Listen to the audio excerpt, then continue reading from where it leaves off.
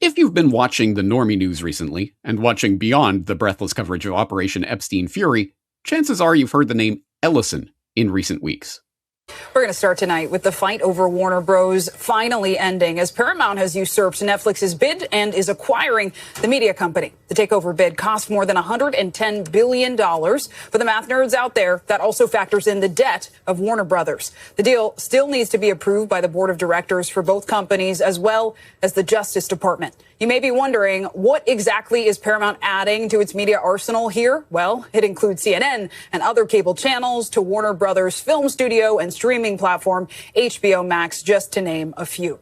Paramount Skydance CEO David Ellison unveiled his plans for Warner Brothers Discovery on Monday after clinching a deal to acquire the media giant. So what I can tell you is we feel incredibly fortunate. CNN is an incredible brand with an incredible team, and we absolutely believe in the independence that needs to be maintained, obviously, for those incredible journalists, and we want to support that going forward. CNN and CBS News are brands that we also really want to be a part of transitioning to streaming so that consumers have the choice. If they want to watch our incredible news brands on broadcast, they can do that. If they want to watch on cable, they can do that. But we also want to create a world where if they want to watch on streaming, they can do that, and where we can really meet consumers where they are. We're going to invest in the news business, and we think this transaction will be a positive for both CBS News and CNN. That's right. Larry Ellison, the founder of tech giant Oracle, and his son David, the CEO of Paramount, are about to add media moguls to their list of credentials alongside AI shilling surveillance selling technocrats and general deep state psychos. But here's a funny story about the Ellisons that you probably didn't hear in recent weeks. We'll take this from Futurism.com. It's about tech billionaire forced to rename humongous yacht. Why is that? Well, as this story reports, after purchasing a 191-foot super yacht and deciding to christen it Izanami after the Japanese mother goddess of Shinto mythology, Ellison had to reconsider that and rename the boat when he realized that Izanami spells something interesting backwards. I'll give you a moment to pause, take a look at the screen, and figure that one out for yourself. And when you do so, you'll see that what was written there is not just ha-ha funny, but very darkly ironically funny. But why is it darkly ironically funny? Well, in order to understand that, you'll have to understand something about the Ellison family, their political connections and affiliations, and what that says about one of the most important and influential families in the current deep state system. Don't worry if you haven't heard any of this before. This information has been deliberately occluded from your attention. So let's correct that today. By the end of today's episode, you're going to know more about the Ellison family, Zionists, Technocrats, media moguls, and why that's important for your future. Let's do it. Brock, hit the theme.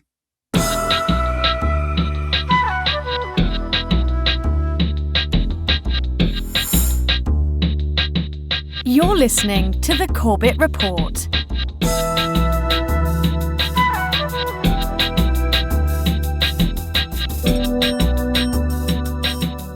Welcome back, friends. Welcome back to another edition of The Corbett Report. I'm your host, James Corbett of CorbettReport.com, coming to you, as always, from the sunny climes of Western Japan, here in early March of 2026, with episode 494 of The Corbett Report podcast, Meet the Ellisons, Zionists, Technocrats, Moguls. And yes, if you have heard the name Ellison in the news in recent weeks, chances are you have heard it in the context of the slowly, massively expanding Ellison media empire, which includes such lowlights as last year's story, reported by NBC News, about how the Trump administration had greenlit Paramount's $8 billion merger with entertainment group Skydance, noting that, of course, Paramount owns CBS, which includes CBS News, meaning that David Ellison's Skydance Corporation could take over Paramount and CBS News while they're at it. And, of course, that has resulted in what we've seen going on. The CBS News is convulsing as Larry Ellison tries to please Trump type headlines that we're seeing from The Guardian and other stewards of establishment news and propaganda, noting that Anderson Cooper decides to walk away from broadcast TV's most prestigious news show, 60 Minutes. Stephen Colbert takes his interview with a rising Democratic politician to YouTube instead of his own late-night show. The CBS Evening News anchor presents a misleading version of the network's own exclusive reporting on ICE arrests, and a news producer writes a farewell note to her CBS News colleagues, blaming the loss of editorial independence. That's right. I'm sure you have heard about CBS News and what is happening there in the wake of this Paramount Skydance takeover and the Ellisons' gradual assuming of control and putting mouthpieces and establishment puppets like Barry Weiss in the seat of power there at CBS News to shake things up. And we will hear no end of laments in the dinosaur establishment press about, oh no, this venerable institution, the truth tellers over at CBS News are being dismantled by these horrible Ellisons. Well, certainly the Ellisons are not here to tell the truth and nothing but the truth, and they are not going to make things better at CBS News, but arguably, is it even worse? Well, anyway, it is certainly not an institution that we should be lamenting the loss of, but we should never have been taking them seriously in the first place. Of course, the Ellison media empire does not stop there. As you will no doubt hopefully know by now, the Ellisons also have their hand in the recent American spinoff of TikTok and the immediate pro-Israeli censorship that started to take place on TikTok as a result of that merger, which I've talked about with James Evan Pilato on New World Next Week. And of course, we have the very latest just coming a week or two ago. Paramount to acquire Warner Brothers Discovery to form next generation global media and entertainment company. And this takes that Paramount Skydance behemoth and makes it into the Paramount Skydance Warner Brothers behemoth. And what exactly is in the Warner Brothers Discovery umbrella? Well, just a few things you might have heard of, like Discovery Channel, HBO Max, Discovery Plus, CNN, DC, TNT Sports, Eurosport, HBO, HGTV, Food Network, OWN, Investigation Discovery, TLC, Magnolia Network, TNT, TBS, True TV, Travel Channel, Animal Planet, Science Channel, Warner Brothers Motion Picture Group, Warner Brothers Television Group, Warner Brothers Pictures Animation, Warner Brothers Games, New Line Cinema, Cartoon Network, Adult Swim, Turner Classic Movies, Discovery on Espanol, Hogarth, HGTV, and others. Yeah. Just a few entertainment properties, all coming under the umbrella of this mega corporation that is being spawned and stewarded over by David Ellison, son of Larry Ellison, a name that probably doesn't conjure much in the imagination of the general public, who probably still are dimly aware of someone named Larry Ellison, despite the fact he was, at least briefly, at some point last year, the richest man on the planet, according to the Forbes rich list, which we all know is not the richest people on the planet, but gives you some indication which middle managers for the deep state are in positions of puppetry power. But anyway, Larry Ellison still occupying one of the top slots in that rich list, and yet still very few people know his name. Elon Musk, household name. Bill Gates, household name. Larry Ellison, not so much yet. Although that is changing, and hopefully astute Corbett reporters will have heard the name Larry Ellison in various other contexts. So my first day back from having a nice life, it's my honor to welcome three of the world's leading technology CEOs, and in the case of Larry Ellison, it's well beyond technology. He's sort of CEO of everything. He's an amazing man, an amazing business person. But to announce the largest AI infrastructure project by far in history, and it's all taking place right here in America. Right, good morning, everyone. It's my great pleasure to welcome Larry Ellison to the World Government Summit. Larry was recently described by President Trump as one of the most serious players anywhere in the world, and by one media outlet as at the center of everything. He's the founder of Oracle, one of the most remarkable companies in the world. And Larry, it's a great pleasure to have you with us. Welcome. It's great to see you, Tony. Thank you, Tony. Oh, right. That Larry Ellison, Trump's best buddy and the CEO of everything, who's also the co-leader of the $500 billion AI infrastructure investment project known as Project Stargate for some interesting occult reason. And, oh yeah, the man that Tony Blair literally prostrates himself before on the stage of the World Government Summit and calls him the center of everything. That Larry Ellison, right?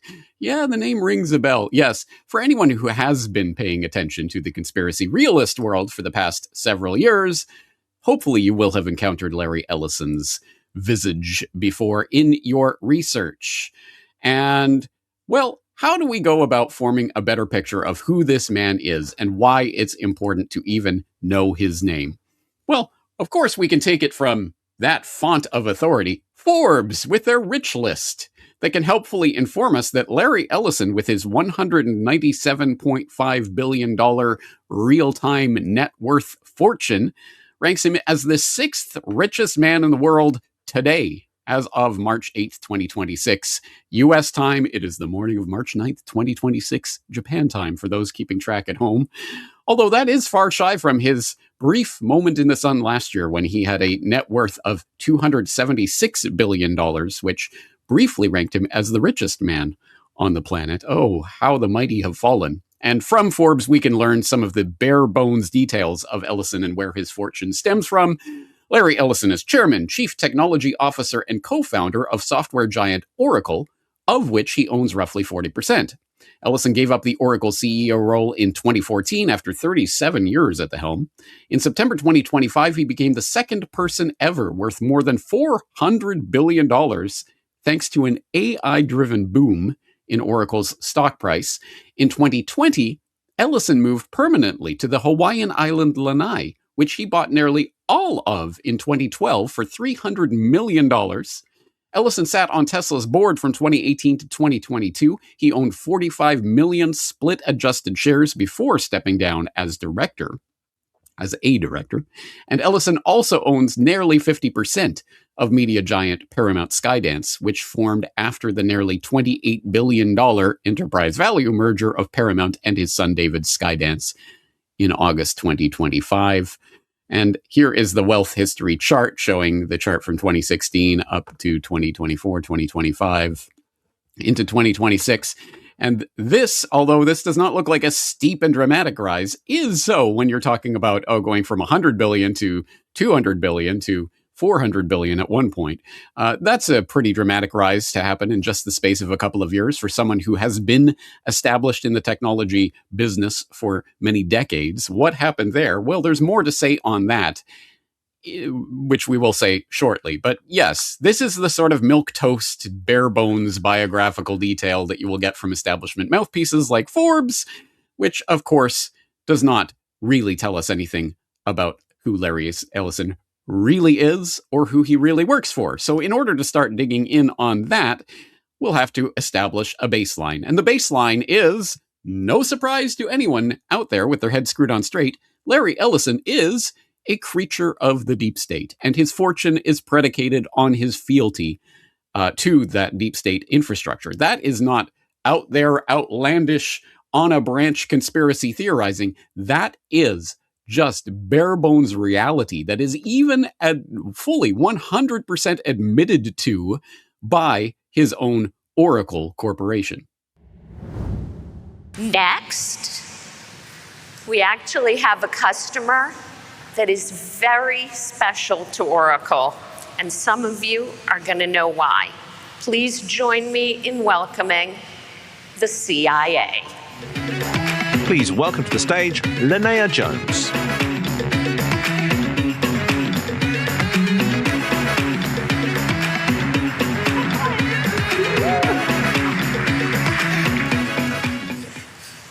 Well, thank you. Thank you so much for joining us. Thank you so much for having me, Safra. It's our honor. Now, it's most of you probably do not know that the Central Intelligence Agency was Oracle's first customer, and without which we wouldn't even be here. And we view the mission of keeping the world safe as our single really our top mission. It is hard to believe it was 1977, and we are still working together. Absolutely. And it is really such an honor to have you up here. I think you heard the screaming when we mentioned you. And it's not like the CIA's job has gotten smaller. So maybe you could share a little bit about really your thoughts on handling global threats and just how you do it all. Absolutely. So first and foremost, I want to say this is an immense honor and privilege for CIA to be here in this capacity. As you mentioned, Oracle was founded at CIA in 1977, and look where we are today. And so for us, it's full circle. And although I'm here, I represent the thousands and millions of people across the intelligence community and across the Department of Defense in the global mission of keeping us safe for national security. And so just want to say thank you on that. That's right. Oracle even hosts and brags about its CIA connections right there on stage at its own events. And you can watch that video in its entirety, along with everything else I cite today, in the transcript/show notes for today's episode at corbettreport.com/Ellison. But anyway, yes, absolutely. It is not a conspiracy theory. It is mundane conspiracy reality that Oracle Corporation and one of the richest men in the world's fortunes started directly from the CIA. And I will let you re-listen and re-listen to the CIA representative there on stage at Oracle's presentation talking about their relationship. And I don't know what you hear, but the way I hear it, it is hard to believe it was 1977.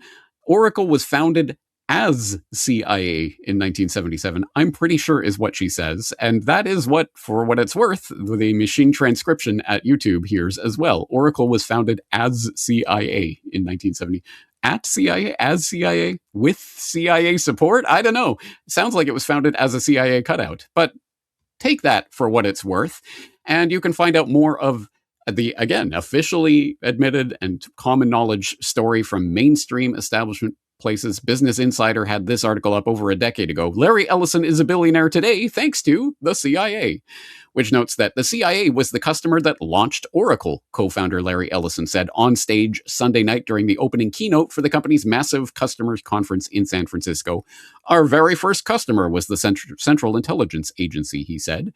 He and his co-founder sort of tricked the world into buying their first database by not naming it version 1.0, as was the norm back in the day. And today, presumably. The very first version was Oracle version 2, he said. We knew no one would want to buy version 1. Lo and behold, low spelt wrong, lo and behold, the CIA was our first customer. That's an interesting quote in and of itself, isn't it? Because, again, a psychopath like Larry Ellison blithely admits that deception was baked into the cake from the very inception of the company, and he brags about getting one over on the CIA. I don't think he knows who's really in the driver's seat of that relationship. But anyway, it reveals a lot that he brags and jokes about that sort of thing on stage. Ha ha, we tricked them.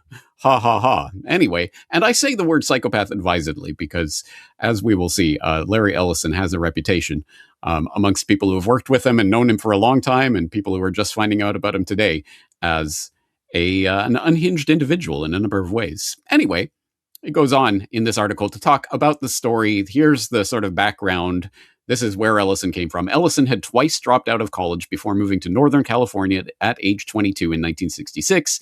In California, he began to work here and there as a computer programmer, eventually landed at Amdahl, a company that made mainframe computers. That's where he met his Oracle co-founders. Ellison read a paper published by IBM about a new kind of database programming language called SQL. Ellison took the paper and turned SQL into a database. In 1977, he founded Software Development Labs with his former boss, Robert Miner, along with Ed Oates and Bruce Scott. The CIA hired the young company to build this new kind of database that they codenamed Oracle. A few years later, when Oracle was still tiny, IBM signed on to use Oracle, and Ellison later renamed the company after its best-selling product. All right, that's the official story. That's the story that gets told in various permutations. And I've seen every possible permutation of that, almost like building a sentence out of alphabety spaghetti or something. It's there's SQL, and there's Oracle, and there's IBM, and there's Amdahl and Ampex, and there's Project Oracle, and there's CIA, and you kind of mash them all together. And there's various dates given and various things that are told about who was working for what and where did the idea come from and when and what paper, etc.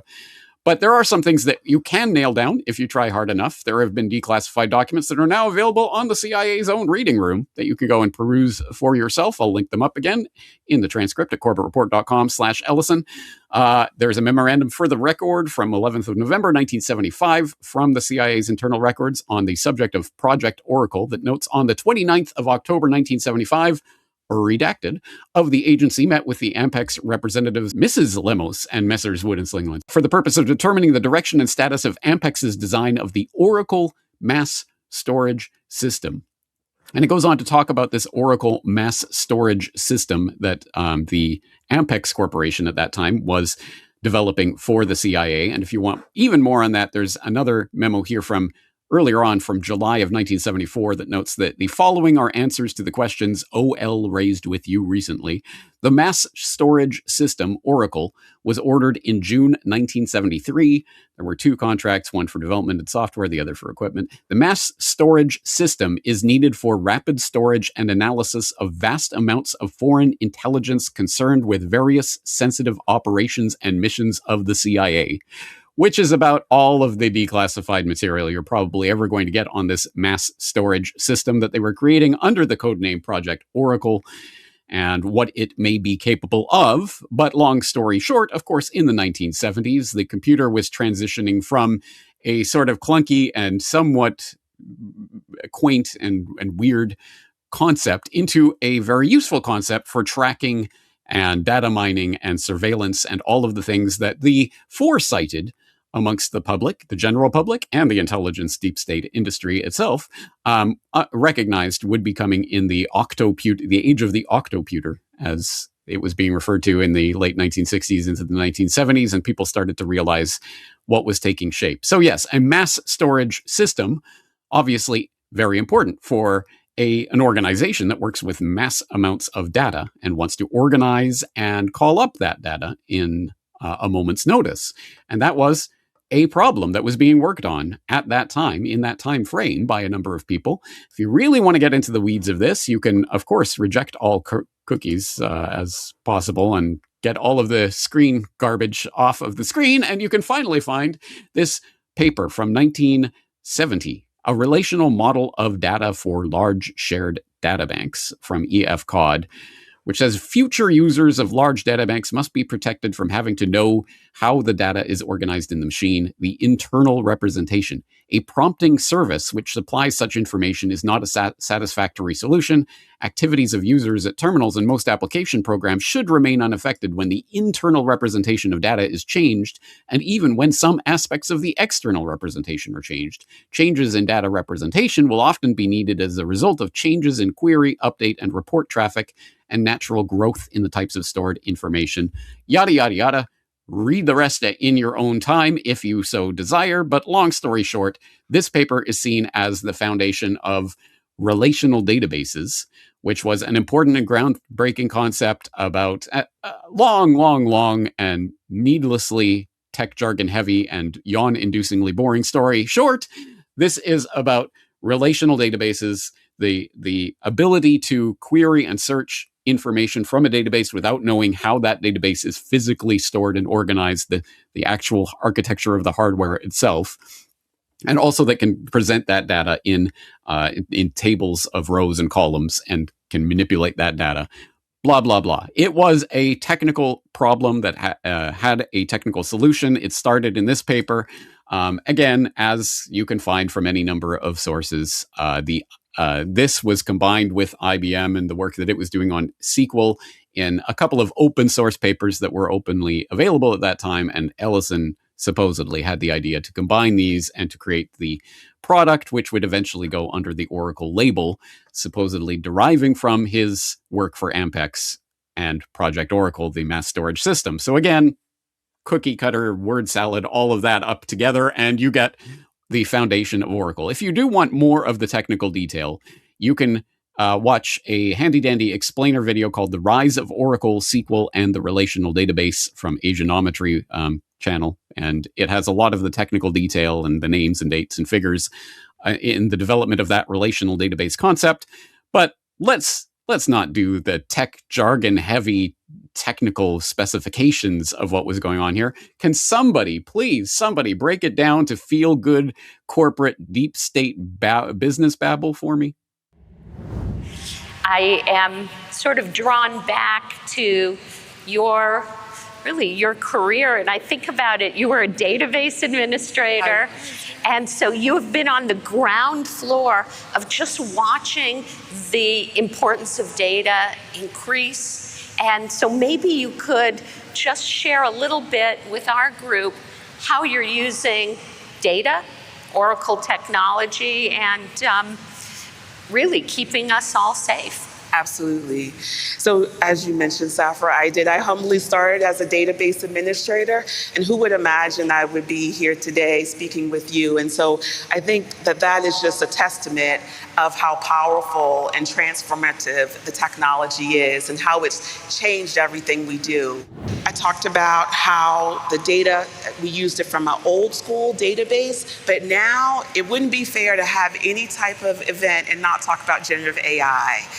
We in the intelligence community and the defense landscape want to be able to use generative AI as well. It can help to augment our missions all across many sectors.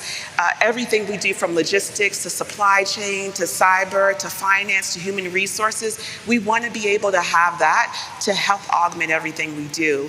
And so I feel as though from that aspect, we're no different than others. We want the translation capabilities. We want to be able to do the summarization. We want to be able to have the rapid data and inferences to look at vast amounts of raw data in very different forms and all over and be able to make logic of that in a much faster realm. And so we have the same challenges as the commercial, and that's one thing that we always look to try to have in our classified spaces, as best as possible, parity to have the latest and the greatest in the spaces that we need it the most.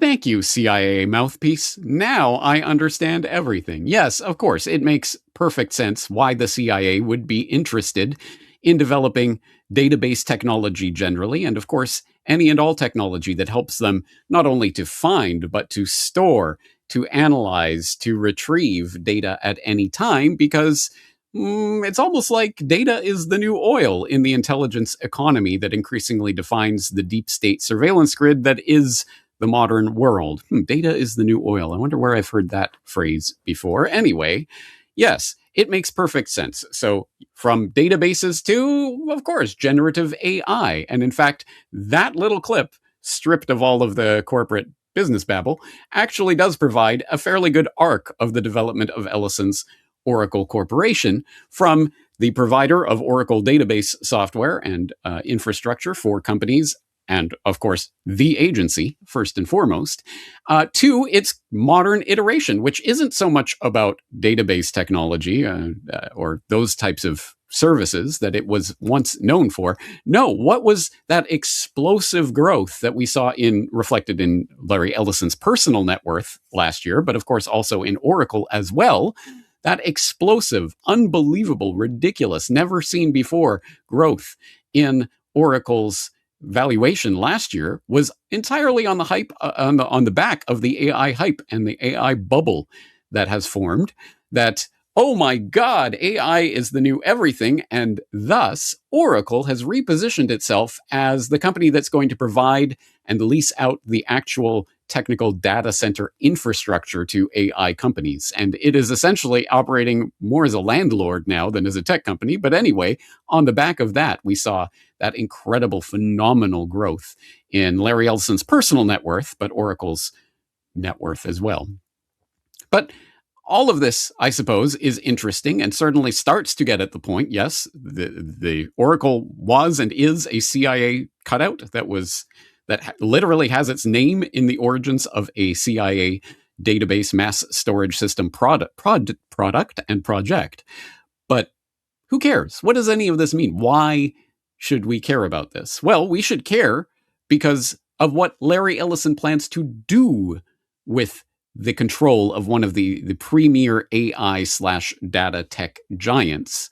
So what does he plan to do with this? We don't have to go very far out on a limb for this. Again, we can take it straight from the horse's mouth himself, and he will tell us gladly about the things that he's planning to do. Things like using AI to surveil everyone at all times, in all places, during all activities, for the good of society, of course. Body cameras. We completely redesigned body cameras. Our body cameras cost $70. Normal body camera costs, I don't know, $7,000. Our body cameras are simply lenses, two lenses attached to your vest, attached to the smartphone that you're wearing. And we actually take the video that the police officer is, by the way, and the camera's always on. You don't turn it on and off. And by the way you turn it on, you can't turn it on. I'm going to the bathroom. Oracle, I need 2 minutes to take a bathroom break, and we'll turn it off. The truth is, we don't really turn it off. What we do is we record it so no one can see it, but no one can get into that recording without a court order. So you get the privacy you requested, but a court order, if you get a court order, we will, judge, can order, I want to look at that, this so-called bathroom break. If there's something comes up, and plus I'm going to lunch with my friends. Oracle, I need an hour for privacy with lunch with my friends. God bless. We won't listen in unless there's a court order. But it's interesting. But we transmit the video back to headquarters.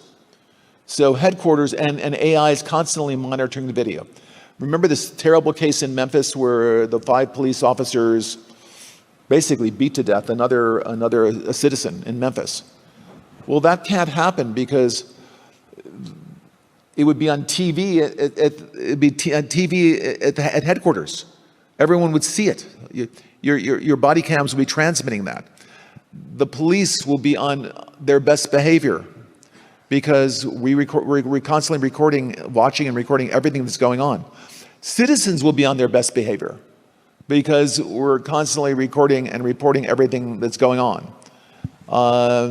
And it's unimpeachable. The cars have cameras on them. I think we have a squad car here someplace.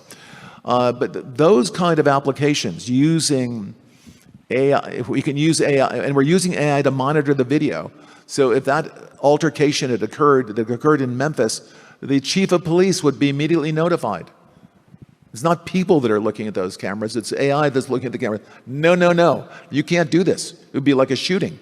That's going to be an event that's immediately, an alarm is going to go off, it's going to be, and we're going to have supervision. In other words, every police officer is going to be supervised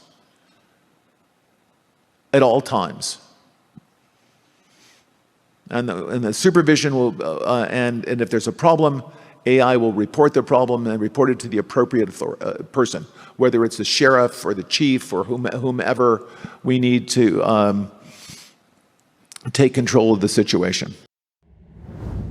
Okay, constant panopticonic surveillance of everyone and everything at all times through AI-enabled cameras?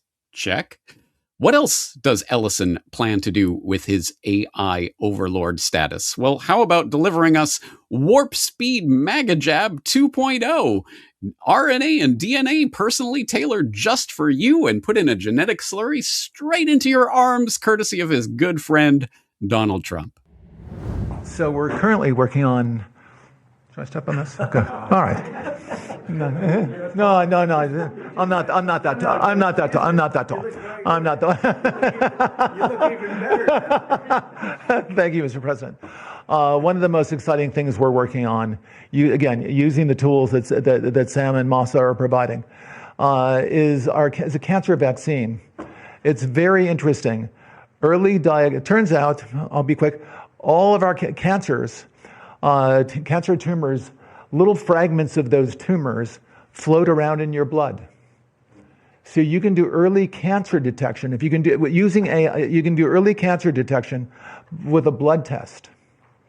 And using AI to look at the blood test, you can find the cancers that are actually seriously threatening the person. So we can, again, cancer diagnosis using AI has the promise of just being a simple blood test.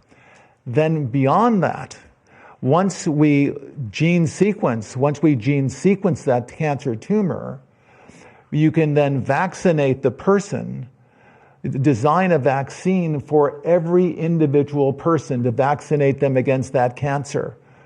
And you can make that vaccine, that mRNA vaccine, you can make that robotically, again using AI, in about 48 hours. So imagine early cancer detection, the development of a cancer vaccine for your particular cancer aimed at you, and have that vaccine available in 48 hours. This is the promise of AI and the promise of the future. Thank you, sir. Great, thanks. Ah, wonderful. Yes. Okay, so AI-enabled technology to personally deliver you the mRNA vaccines Dr. Ellison guarantees is good for what ails you. And what else can he do with his wonderful life-saving AI technology? Well, how about getting governments to feed literally all of the data that they're collecting on all of their citizens at all times into the AI data behemoth so that it can tell us how to do everything? Tell us a bit about what, because you're right at the forefront of this revolution, what it means for what government should do in terms of its digital infrastructure, digital ID, data centers, and so on.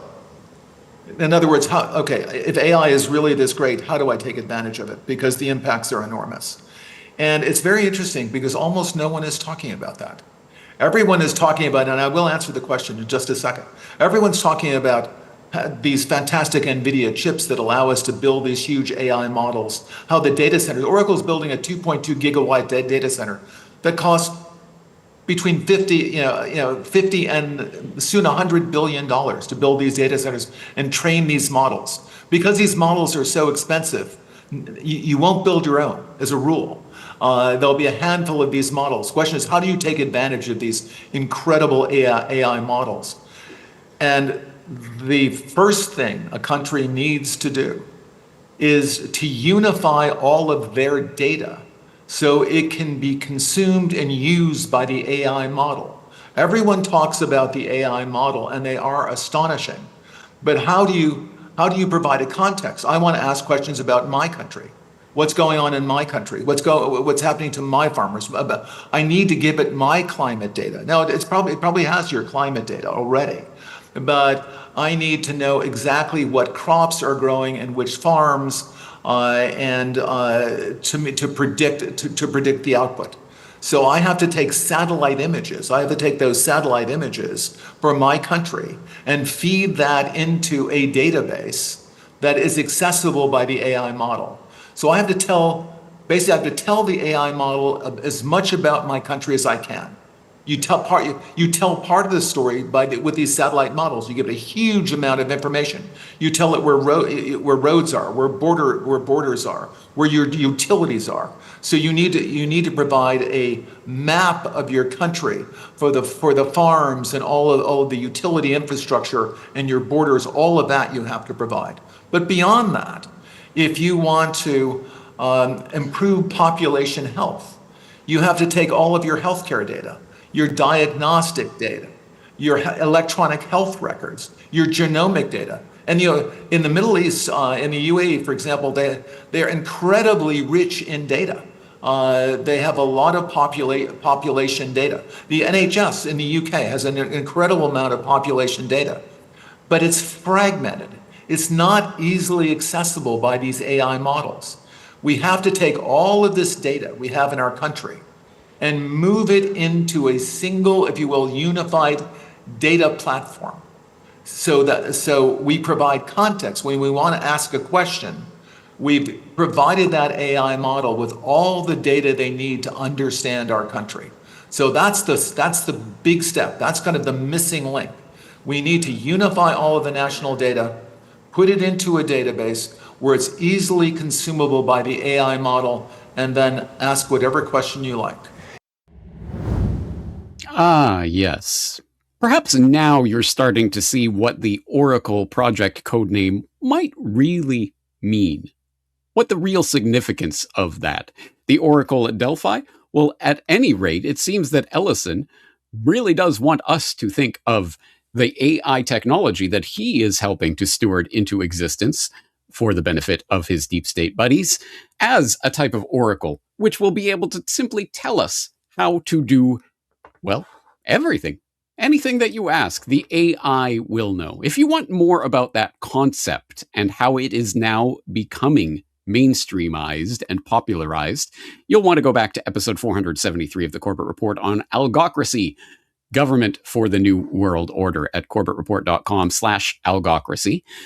But anyway, you get the point by now, I'm sure. Yes, this technology is going to tell us what to do because it's going to see everything that we're doing at all times. It's going to analyze that data, and then it's going to spit out its orders for us. So, interesting. I think this is why we need to be concerned about Ellison's growing clout, at least as a middle manager for the deep state.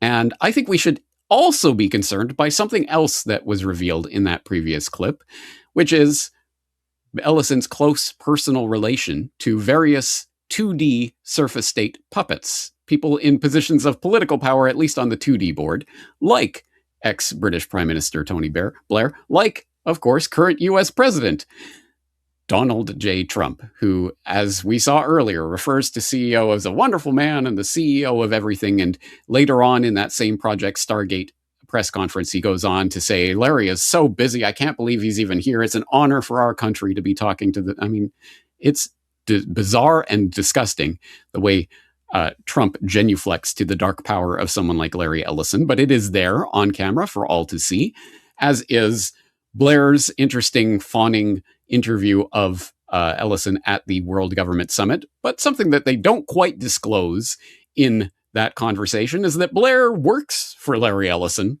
essentially. Not directly, of course, but he is certainly funded. His bread is buttered by Larry Ellison, something that may not have been disclosed to the participants of aforesaid World Government Summit. But let's disclose it here, and we can turn to something like, for example, Lighthouse Reports, which had this report up recently on Blair and the Billionaire, which talks about how insiders reveal how Larry Ellison's money turned Blair's Institute into a tech sales and lobbying operation for Oracle. And specifically, in this case, in the bewildering flurry of initiatives and charitable foundations that Tony Blair has created in the past couple of decades, one of them, the Tony Blair Institute of Global Change, is particularly interesting because the TBI isn't just a UK concern. It's now a global force working in at least 45 countries, employing other former heads of state, ex-ministers, and civil servants, and paying more than $1 million to its top earners. And interestingly, the TBI, which again purports to be an Institute of Global Change, has an overwhelming focus, which is technology.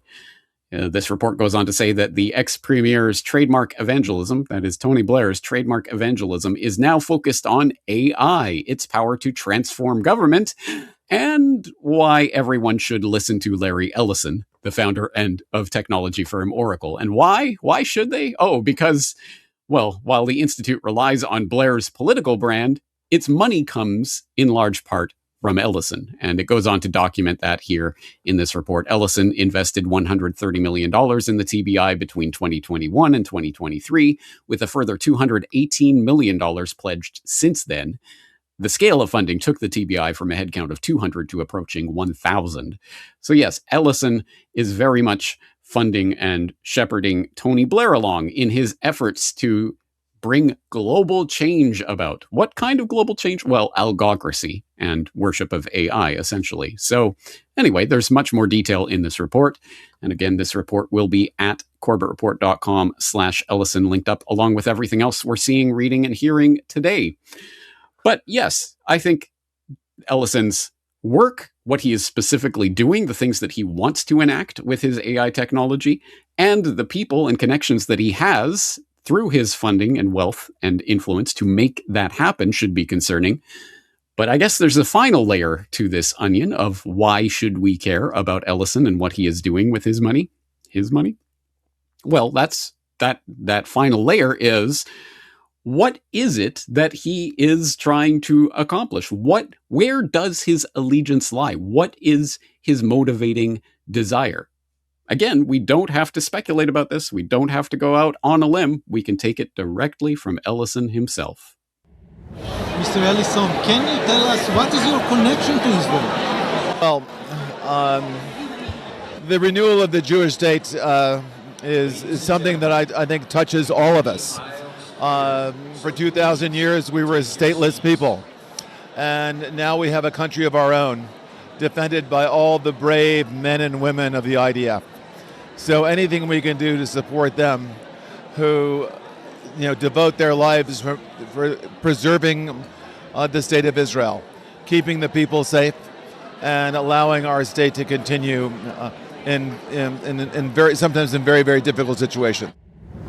Surprise! Yeah. Turns out Ellison is a committed Zionist shill who is all in favor of the Israeli operations in Gaza and elsewhere. And that, again, is documentable and demonstrable and on the record, not only from Ellison himself, but also from his ignominious track record of shilling for the Zionist cause. If you need more information about that, that can be garnered from a number of sources, like, say, this article from last year on openly pro-Israel tech group now has control over UK's most sensitive national security data, which is a report starting from the premise of the Oracle takeover of the UK Ministry of Defense and working from there to the real mission of Oracle, again, directly from Oracle itself. And you can start with the CEO of Oracle that we saw in that clip where the CEO of Oracle introduced the CIA spokesperson at the Oracle event, fawning all over it. That was Safra Katz, who, for the record, of course, is an Israeli American and who has made no bones about Oracle or its position on Israel. She has stated in 2021 at the opening of a new data center in Jerusalem, quote, "We are not flexible regarding our mission, and our commitment to Israel is second to none. This is a free world, and I love my employees, and if they don't agree with our mission to support the state of Israel, then maybe we aren't the right company for them. Larry Ellison and I are publicly committed to Israel and devote personal time to the country, and no one should be surprised by that. But it's not just words," end quote. But it's not just words through which they have made clear that they are supportive of Israel. It is through actions and, more importantly, money.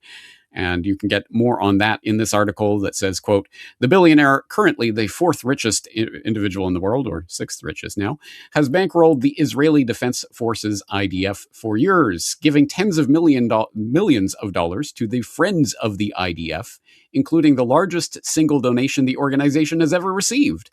In 2017 alone, he, Ellison, pledged $16.6 million to build a new training facility for IDF soldiers, defending, in his words, our home." And it goes on to quote him, "Through all of the perilous times since Israel's founding, we have called on the brave men and women of the IDF to defend our home. In my mind, there is no greater honor than supporting some of the bravest people in the world, and I thank friends of the IDF for allowing us to celebrate and support these soldiers year after year.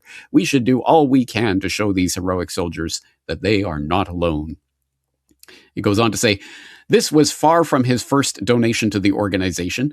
3 years previously, he, Ellison, gave $9 million at a star-studded gala, the largest donation on a record-breaking night for the FIDF.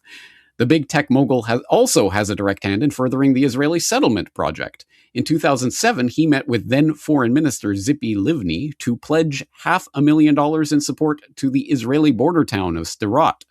But if Ellison can count Livni as a friend, then Benjamin Netanyahu is virtually family.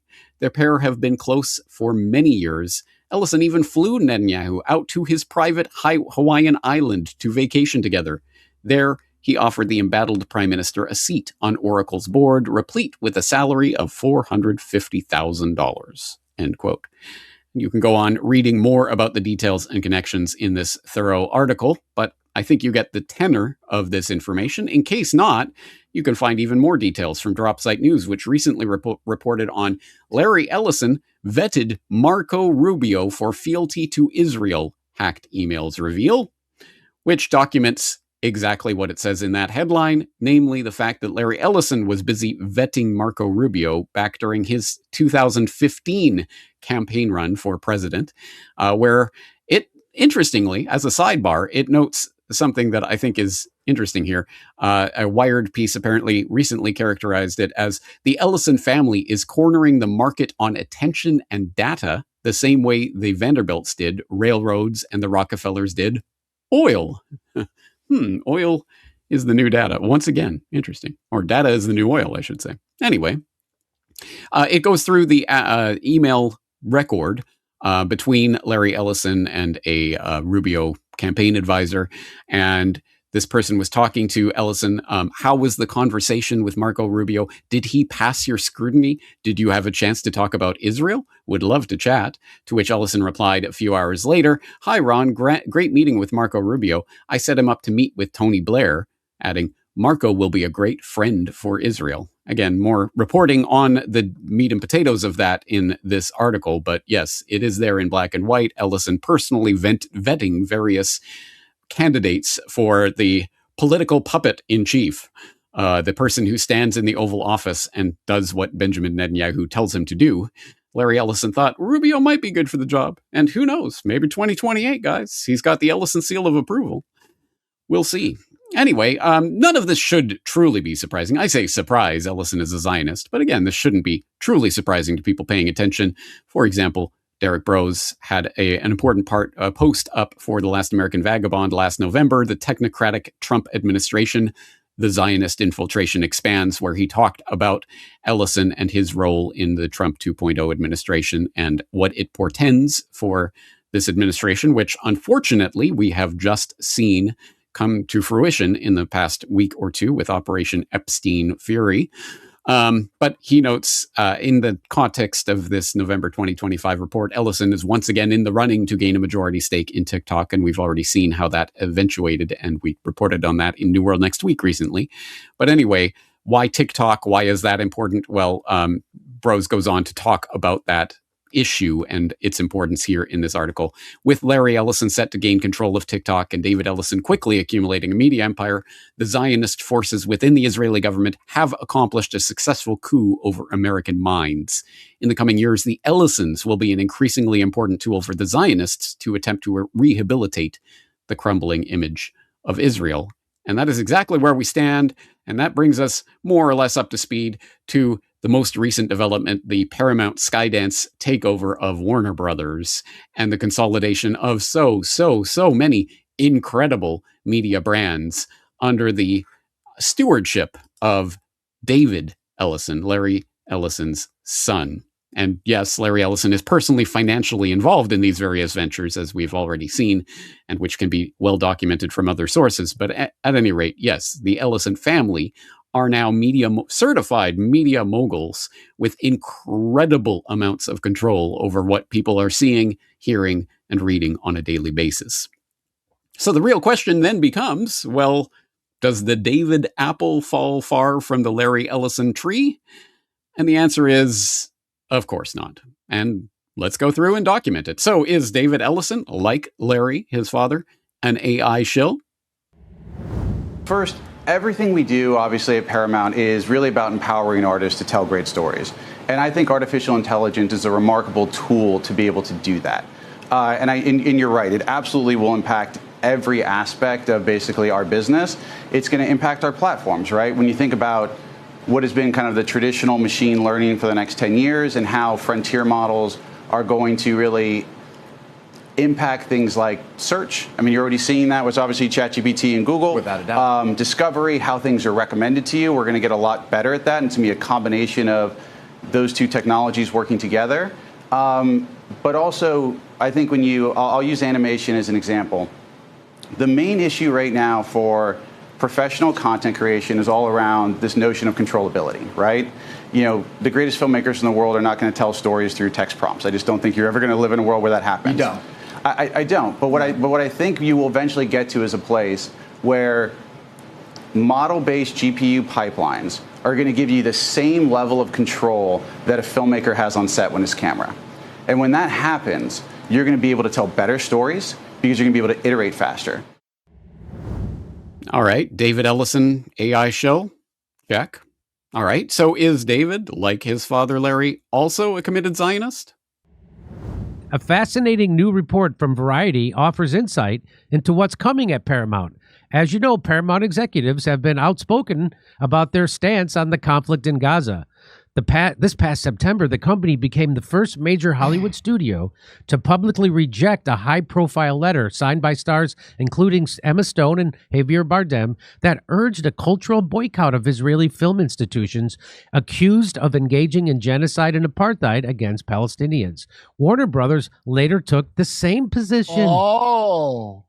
Sources tell Variety that it has gone as far as Paramount creating a sort of blacklist of talent the studio will not work with because they are deemed to be overtly anti-Semitic.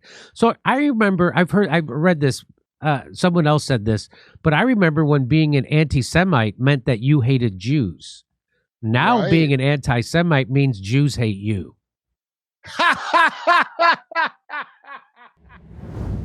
Okay. David Ellison, Zionist, chill. Okay, check. Okay, but he's not using his position of power and influence in order to spy on Americans for the help of Israel and his deep state buddies, like his father Larry, right? Well, the man who now owns CBS, one of the biggest news networks in the country, has close ties to Israeli intelligence. A new investigation from the Gray Zone shows David Ellison met with top Israeli generals who run a secret spy network that's been caught spying on Americans. What was he doing, meeting with an Israeli spy?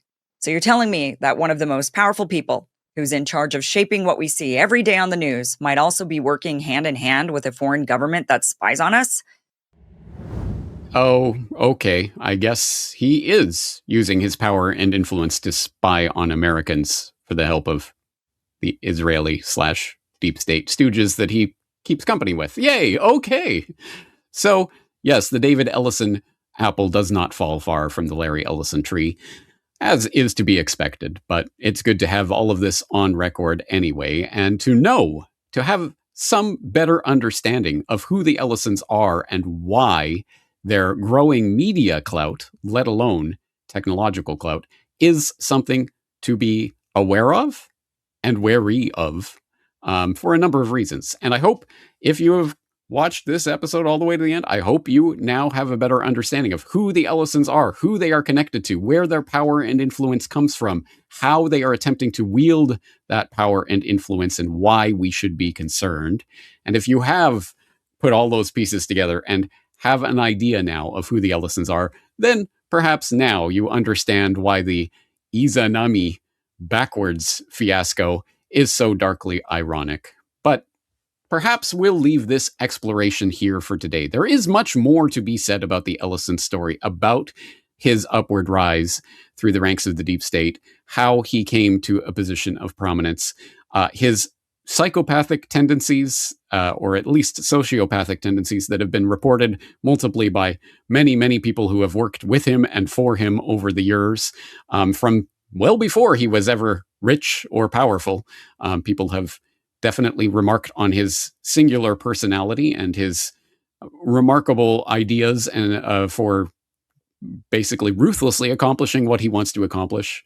The dumpster diving as part of his grudge against Microsoft being just one of many, many stories that we could throw out there. But I think we'll leave this exploration here for today. I think there's much more to be said on the Ellisons, and I'm sure I will have cause to say more of it in the future. But having said that, as I said, all of the things that I talked about today will be available in the transcript/show notes for today's episode at corbettreport.com/Ellison. So I hope you will go and explore and use that resource to start your own investigation into the Ellison family. And as always, I would like Corbett Report members to report back to headquarters. If you find other interesting cookie crumbs along this trail, please do let us all know. We would all like to hear them. So Corbett Report members are invited to log in to corbettreport.com and leave your comments in the open source exploration in the comments thread of this post. But that's going to do it for today. I'm James Corbett of corbettreport.com, thanking you for investing your time in this exploration today and inviting you to join me again in the very near future.